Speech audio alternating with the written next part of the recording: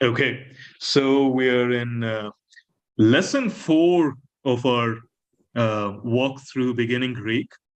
And this is in the lectures, though it's lecture number 5. We took 2 weeks to do one of the set of slides. But today we are going to be moving from nouns to verbs. And we'll be looking at an overview of verbs today.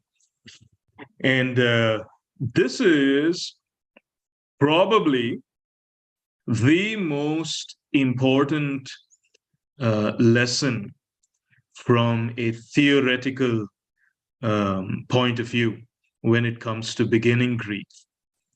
And so you might need to pay extra attention today to grasp the idea. Maybe you may need to revisit the recording again just to pick up some of these nuances and details a little better. But it is essentially important that you are very clear and familiar with the idea that we will talk about today, the concepts, and also the terminology, because we will be using terms from today repeatedly throughout beginning Greek. And if any of you continue your journey deeper into Greek, these terms will be used again and again, and will be enhanced, will be refined. And so it's essentially important that you pay good attention today, and if needed, that you review the lecture. The reason why it's so important is because verbs are really the centerpieces of the Koine Greek language. It is true that we started out this journey with nouns, partly because it is easier to do it that way. And the incline of our journey is not as bad. But, you know, the real action of the Koine Greek happens with the verbs.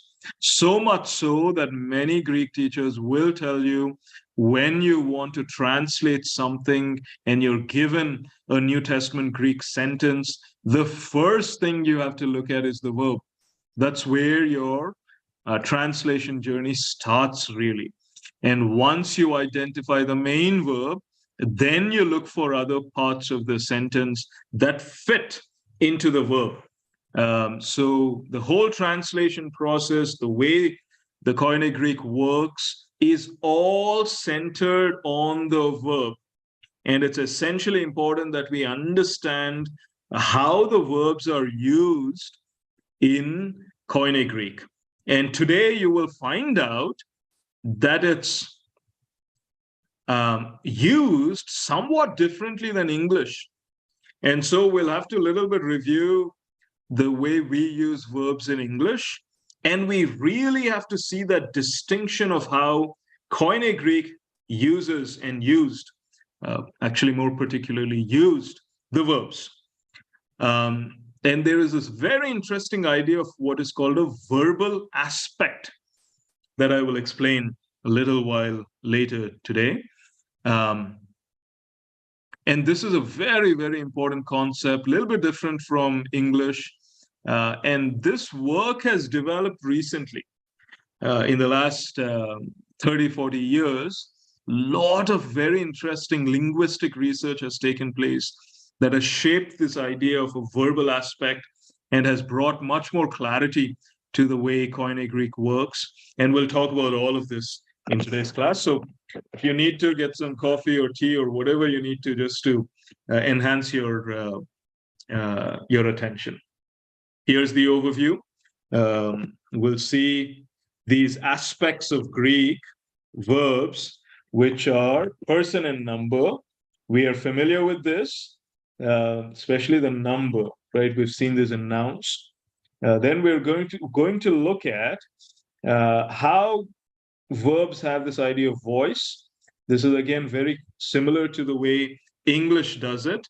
So if you're familiar with English voice of verbs, this will be easy with one addition of a middle voice. Mood, tense, and aspect. This is where I talked about that very interesting idea of a verbal aspect. We'll talk about that here. And then we'll look at a paradigm. The paradigm will be for this to be verb, which is Amy. And then, as always, we'll do vocabulary. Okay, let me do this here.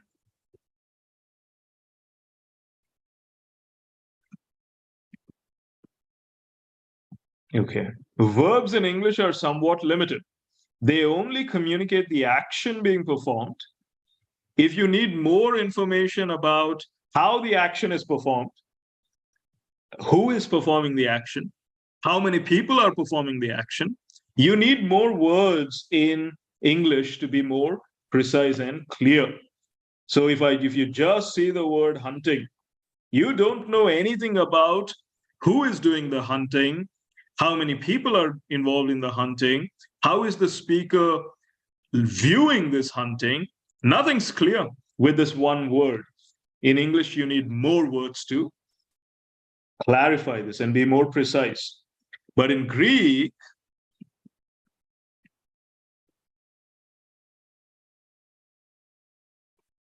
Greek is not so. One word, luomen, is actually telling us how many people are involved in this action. And it's also telling us from the perspective of the narrator or the speaker, how are they viewing this action? They're telling us what person is involved in this action. So many things. It's all compact in one word. So the simple translation of this word luomen is we are losing.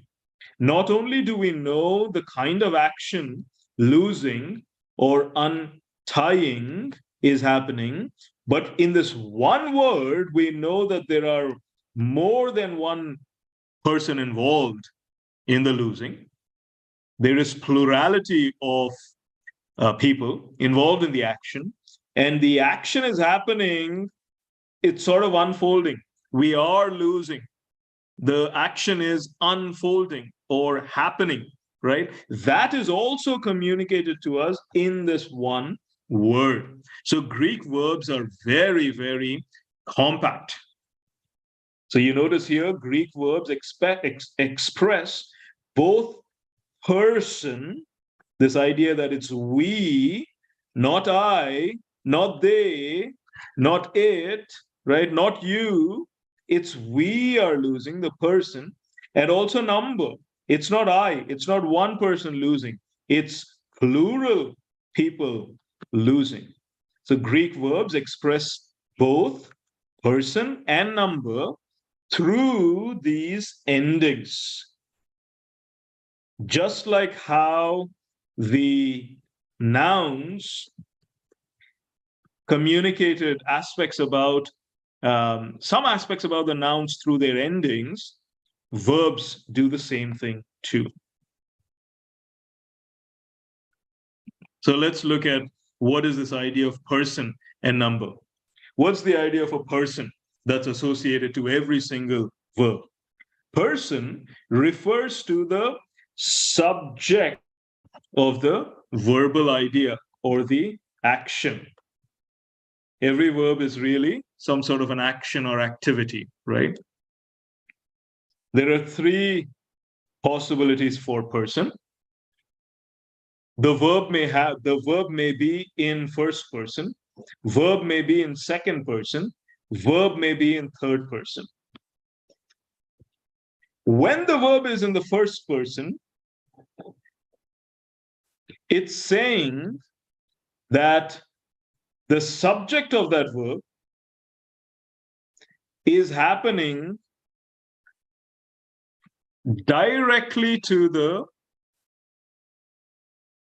person who is speaking. So, for example, if I say, I am eating, the verb is eating, and it is happening in first person, meaning the person who is speaking here is the person doing the eating. Now, this can be either in singular or plural. I can say, I am eating, which is singular, or we are eating, which is plural. But in both cases, the verbal idea is immediately connected to the subject,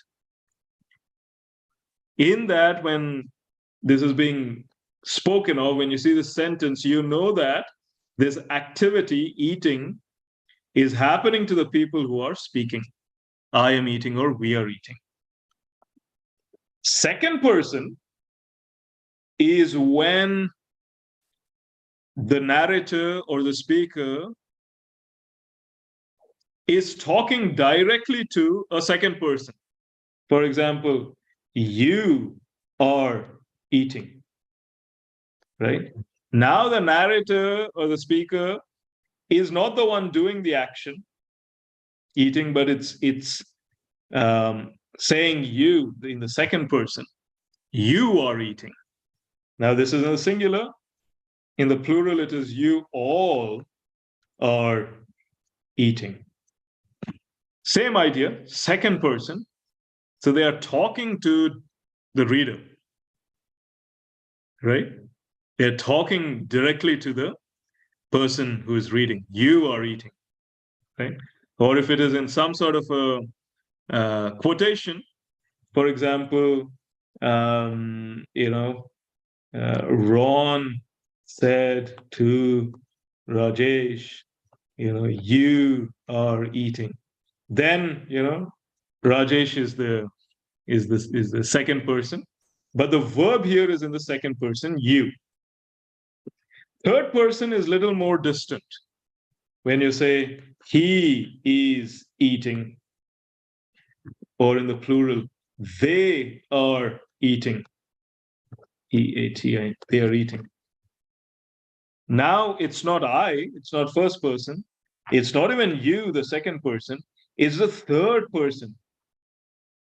Right? The narrator, the speaker now is saying he, referring to someone, not me, not you, but as a third person. He is eating. That's the idea of person. And every Greek verb will have person associated to it. You look at the verb, you know what's the subject of the verbal idea, the action.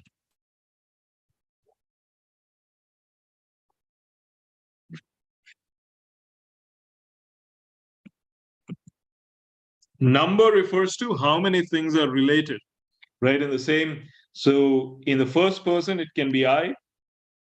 In the first person plural, it can be we, singular, plural. In the second person singular, it is you. In the second person plural, it is you all. Third person, he or she or it, right? Masculine, feminine, or neuter, or they in the plural.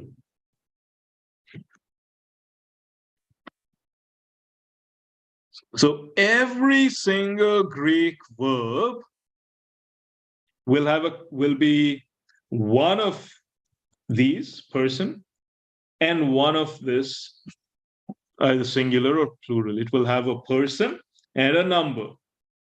Just like how nouns had case, number, and gender, every Greek verb will have person and number. And so if I say a particular Greek verb is second person plural, you should automatically know it's saying you all in the plural, second person plural. If I say the verb is in third person singular, you should say he, she, it. This is third person singular. So keep this table in view, look at it many, many times and understand the person and the number and let this get cemented in your thinking and your mind.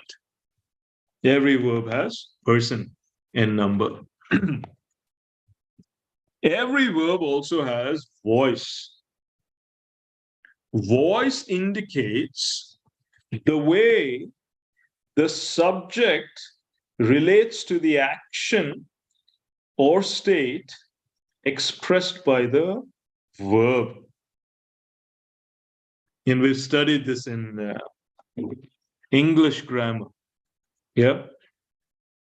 We know these two voices well.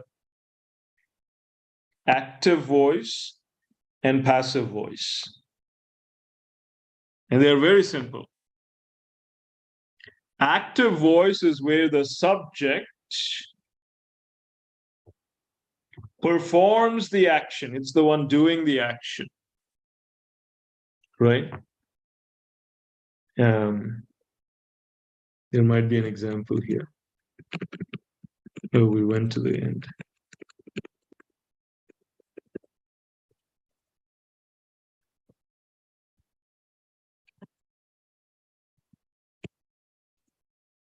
Let's come up with an example. I'm really bad with coming up with names on the fly.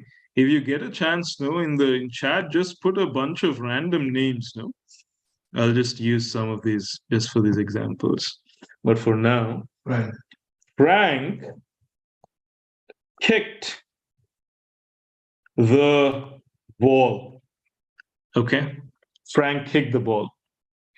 This is an active voice. Why?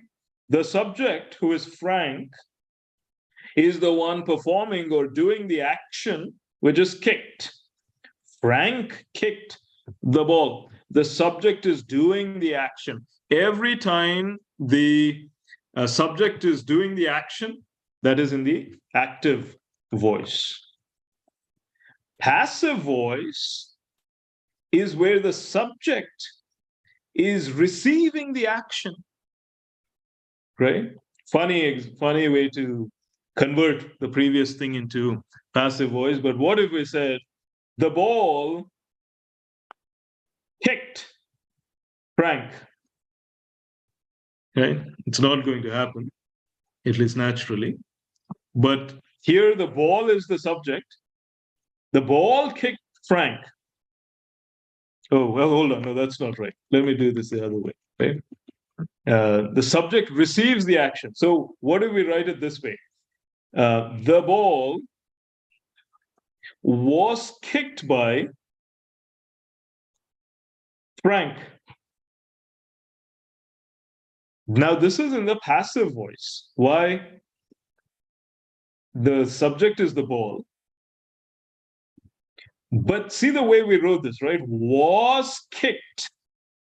The ball did not kick Frank. Had we written the ball kicked Frank like I by mistake wrote there, it would still be in active voice. Why? Because the ball is kicking Frank. But here the ball was kicked. Was kicked. The way we wrote the verb using this was past participle is now making it clear that the ball is not kicking. The ball was kicked by Frank. This is in the passive voice. When the subject is not the one doing the action, but receiving the action. Now, this middle voice is a interesting thing in Greek. It's where the subject both performs and is affected by the action. The subject both performs. Like the active voice, it is performing the action. Not like the passive voice, it's not receiving the action, but it's in some way getting affected by the action. So it's somewhere in the middle. It starts off at the active, it involves that active element where it's doing the action, but it's also almost passive or somewhere in the middle where it's also getting affected by the action. that is the middle voice. So Greek has this nuance of a middle voice. Now, every Greek verb we already saw has person, I, you, he, she, it, so on, and number, but it also has voice, and it can be one of these three: active, middle, or passive.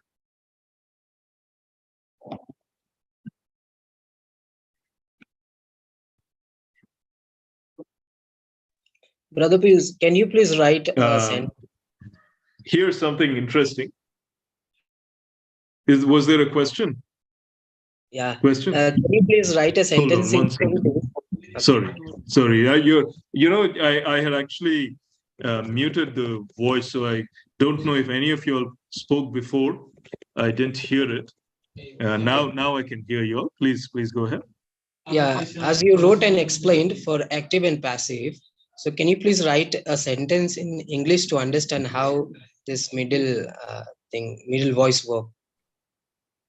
So that is very tricky because in English, we don't really have a way to express middle voice. There's almost no way to completely translate this middle idea where subject both performs and is affected. The closest we can come is something like I ran for myself. So these three words are required to communicate that subject affectedness.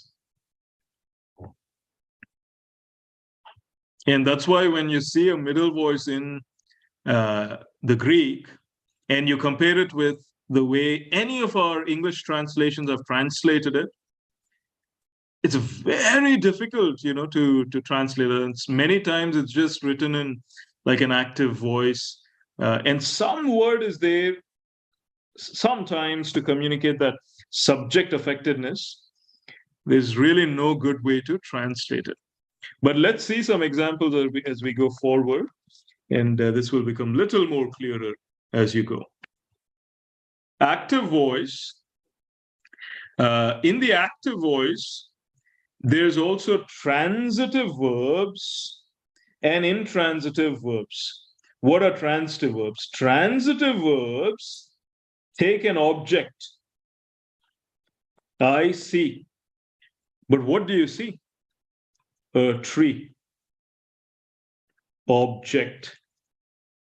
Transitive verbs are verbs that need an object or take an object. Intransitive verbs do not need an object. They can live on their own. I am walking. I am running. I am eating. Eating may be a little tricky, right? Because that takes I'm eating biryani, right? It can take a verb. But the idea is intransitive verbs do not need a object, a complement. But transitive verbs require a object.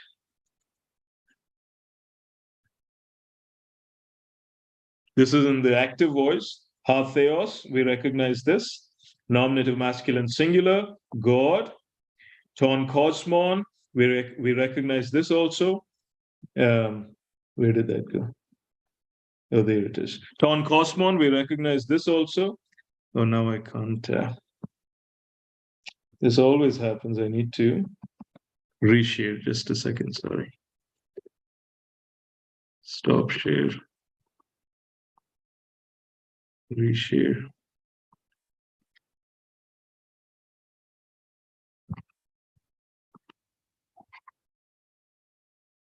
On kosmon, this also we recognize. This is accusative masculine singular, the world. God, the world. What did he do? He loved. Agapesein, right? This is in the active voice. God loved And now here's the object. What did he love? He loved the world. Middle voice, the subject both performs the action, but is also affected. So the way the technical term here is subject affectedness.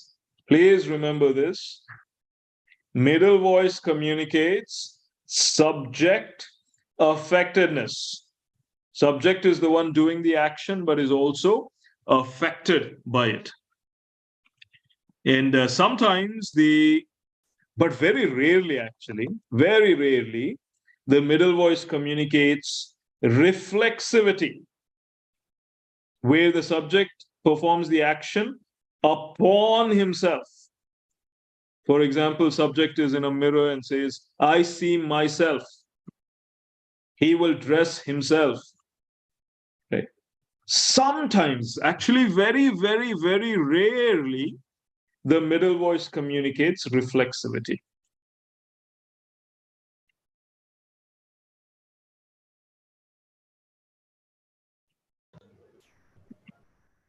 Anna, Yeah, Tambi. is it possible to explain it once more? I didn't understand the previous middle voice. Did you not understand middle voice or reflexivity? The previous slide also. Just got Meaning it. middle voice? Yeah. Okay. Okay. So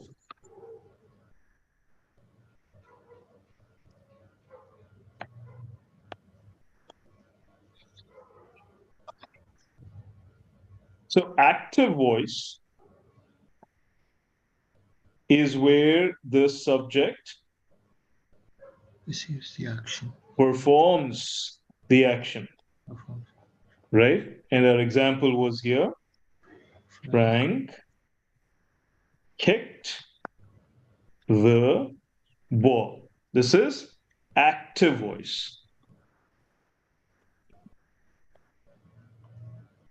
Passive voice is where subject receives, not performs, but receives the action.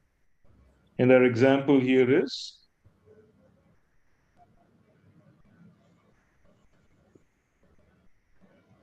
The ball was kicked by Frank. right. Now, the subject here, the ball, is not performing the action, but is receiving the action. Now, the middle voice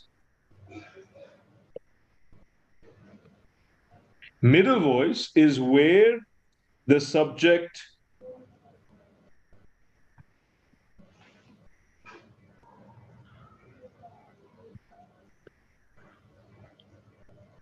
performs the action, but is also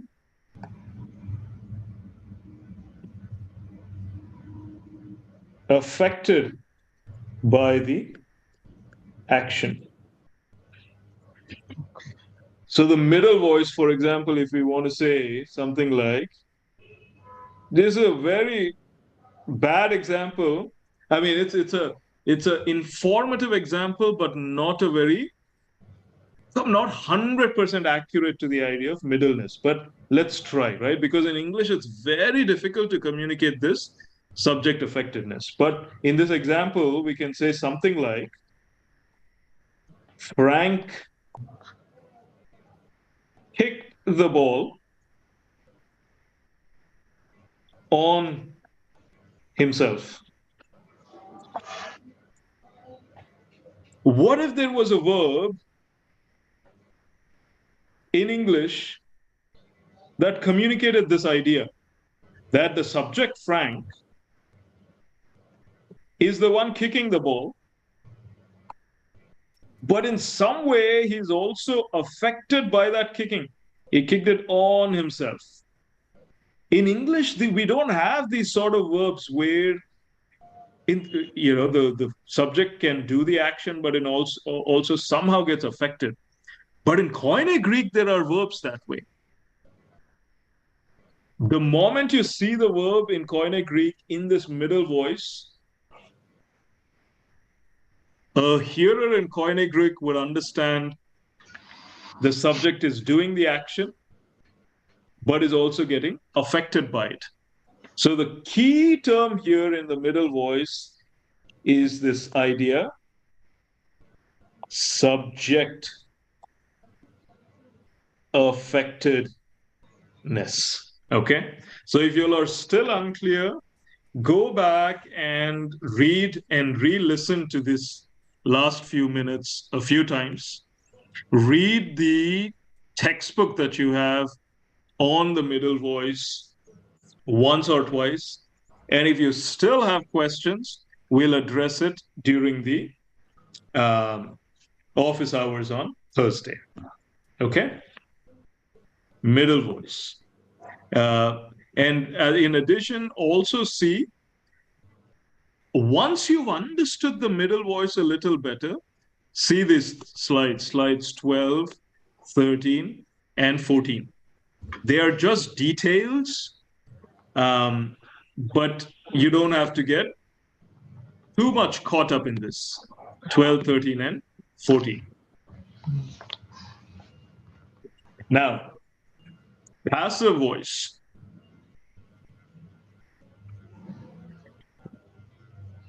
Passive voice is where the subject of the verb receives the action. So English examples. What is that?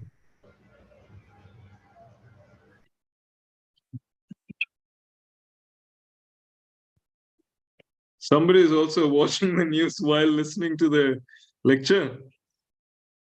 You can hear some sort of news in the background. Please pay attention on the class.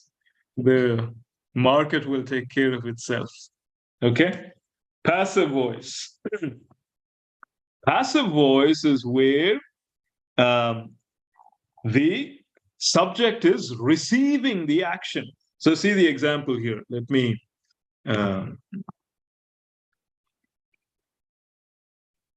right?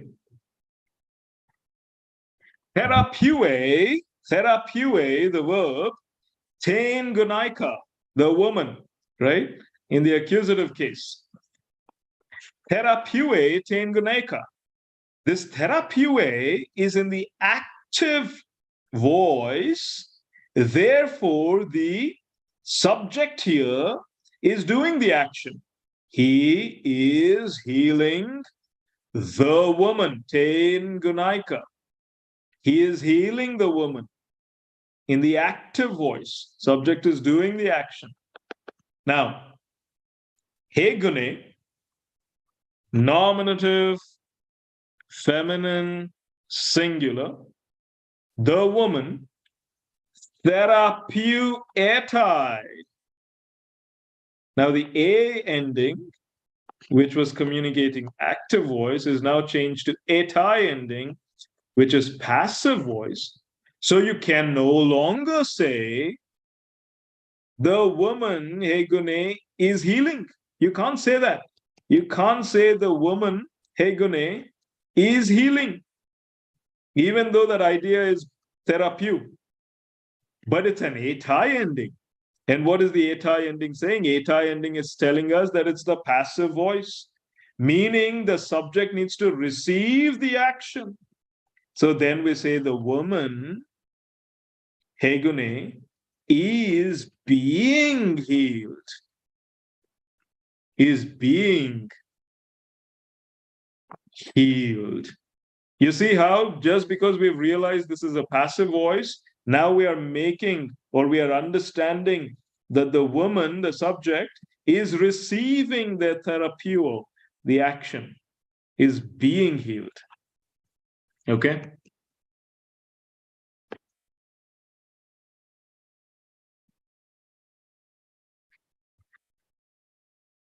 Okay. Greek, so we already saw Greek verbs have person, number, and now also voice. Person can be first person, second person, third person. Number can be singular or plural. Voice can be active, middle, or passive. If that was not enough, now Greek verbs also communicate mood. Mood. What is mood, right? Mood Brother, is not whether brother, mood is not whether sorry. if I'm not wrong, I think you were explaining on the slide number 13. Then Amar asked, I think we have missed 13 and 14, the slide number. Yes, intentionally, because I think some of you all are having little difficulty with understanding the middle voice. And now what slides 13 and 14 are doing are they are giving some more details about how the middle voice can be translated into English. One is reflexivity, second is special interest, and third is reciprocity, movement, and all this. These are very simple things once you understand middle voice. You can just go through slides 13 and 14 by yourself. If you have any questions, let's address them during the office hours on Thursday. But there's nothing too significant in slides 13 and 14. Oh, this was here. Okay. All right. So what is mood, right? We already saw person, number, voice. The other aspect that Greek verbs have is mood. So when you think of an action, right?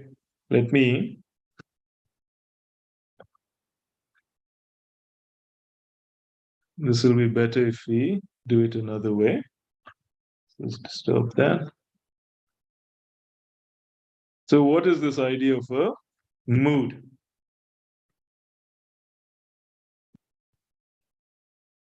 So when you have an action, and usually there is a speaker,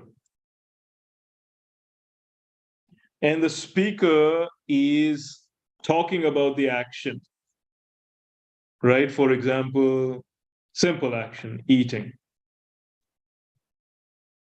Sometimes the speaker talks about really what is happening,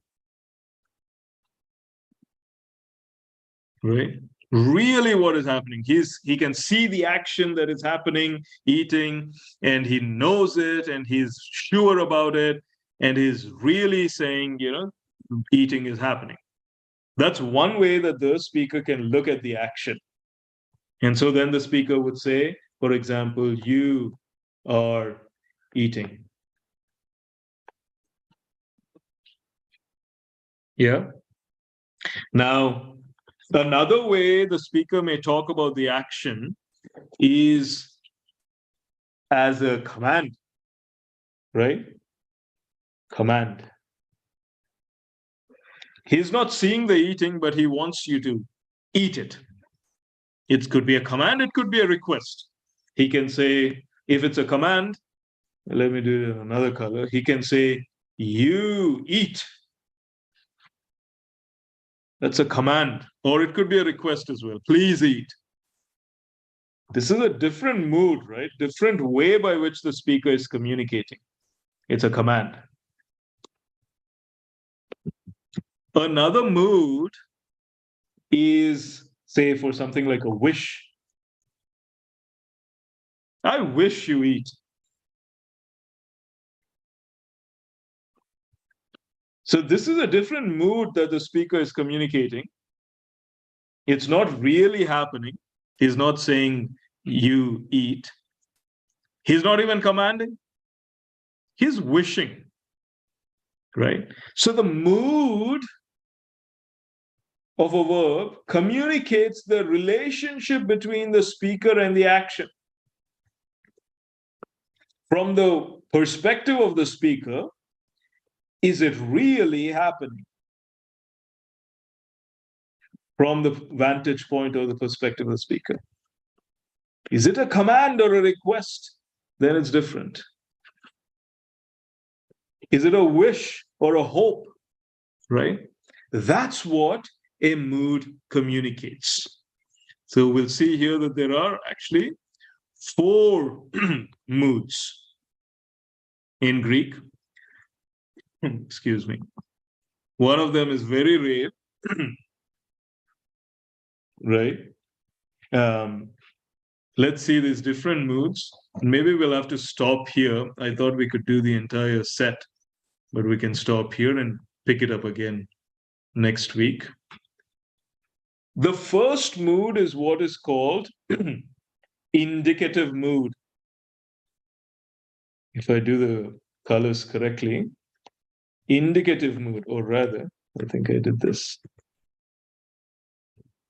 Indicative mood. What does indicative mood communicate? It represents something, excuse me,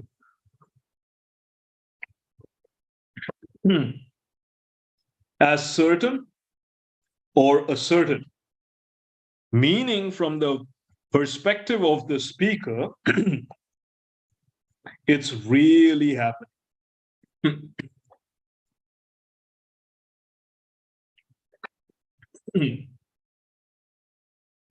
So anytime we say in Greek, a verb is in the indicative mood, we are saying that the speaker of that verb is, from his perspective or her perspective, saying it really happened. He's asserting it. He is certain about it. That's the first mood.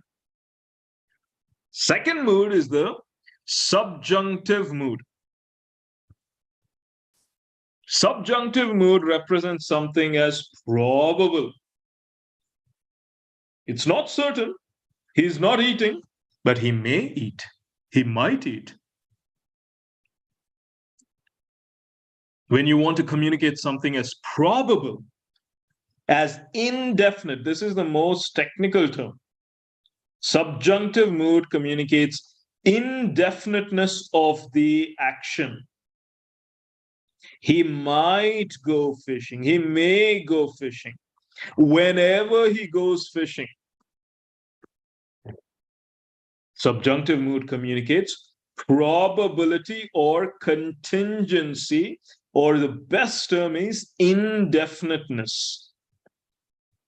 That the speaker is not telling that the action is actually happening, but there is some level of indefiniteness to it. That is a subjunctive mood. Next mood, which is the rarest of all moods. Very, very, very rarely in Greek, in the New Testament, will you see this optative mood. Very, very rarely. It's the mood of hoping. I wish he would go fishing. Hoping. So when a verb is in the optative mood, the subject is hoping for or talking about a possibility. And so you see a little bit of a overlap here, right?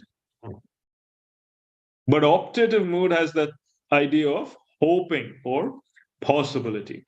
Very rare, optative mood. But all these 3 moods, and now even the 4th mood, will have their own endings, right? Which communicate mood. The last mood is imperative mood. A verb in the imperative mood represents something as a request or a command. Go fishing. You must fish. You fish. If a verb is in the imperative mood, it means that it's either a command, but also a request as well. Sometimes we see that word imperative and immediately think it's just a command. In the Greek, in Koine Greek, though, when you see a verb in imperative mood, it could also be a request. The context and the verb will actually tell us whether it's request or command. But these are the 4 moods. Sadly, I don't think we have enough time to get into aspect, which is actually the most important thing. And I thought we would spend a good amount of time there, but I don't want to. Already 9:35. So let's stop here. Just as a recap,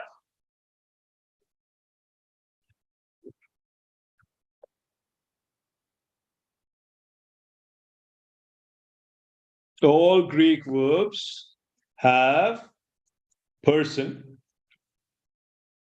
either first person or second person or third person.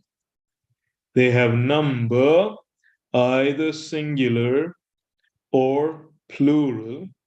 They have voice, either active or passive or middle.